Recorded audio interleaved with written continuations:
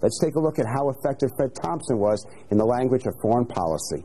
I think I agree with the governor on that. You can't take the judgment like that out of the hands of the officers on the ground there. I think one more step, and they would have been introduced to those versions that they're looking forward to seeing.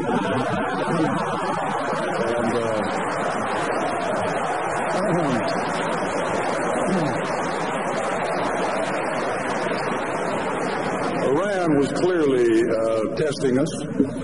They took British hostages under similar circumstances. It proceeded, obviously, much past what happened to us. But they're testing our resolve. They know that they're dealing with a nation that's not going to put up with that sort of thing. Again, Fred Thompson, he was loose, he was at ease, he was passionate, and he was funny. And voters like to see that.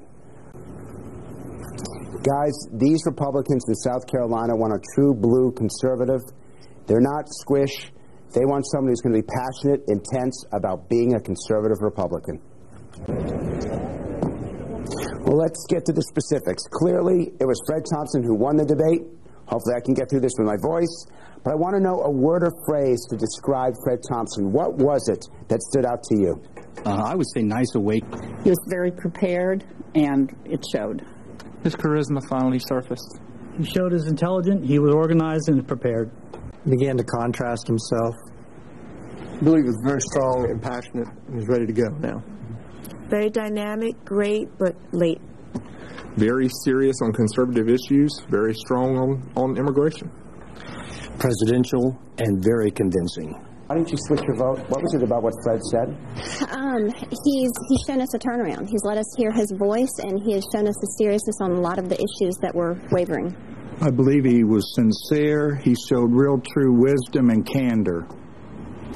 Finally found out where he really stands. South Carolina is very conservative. I think they're looking for a conservative candidate, and I think he played to it.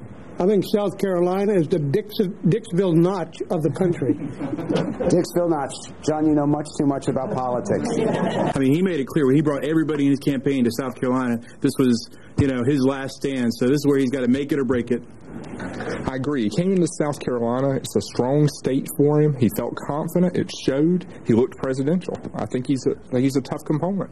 Fred Thompson's smarter than anyone thinks. They said earlier in the beginning of this whole talk that no president has ever lost if he's won South Carolina. He's coming to South Carolina because that's where the winner is going to be found.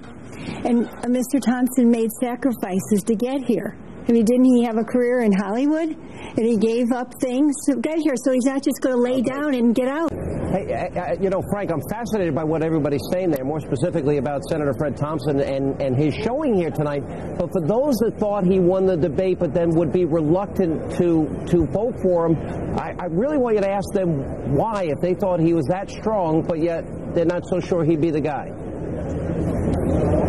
Excellent question. If you thought Fred Thompson won the debate, but you're nervous about voting for him because he may not be a strong enough candidate, that he might not win, why? What's holding you back? Let's start right here in South Carolina. What do you mean by that? Let's show the rest of the country that we are not afraid to elect the best candidate. John, great debate. They enjoyed it. They laughed a number of times during the 90 minutes. They appreciated it. But they've gone home believing that Fred Thompson was the winner of tonight's debate. Frank.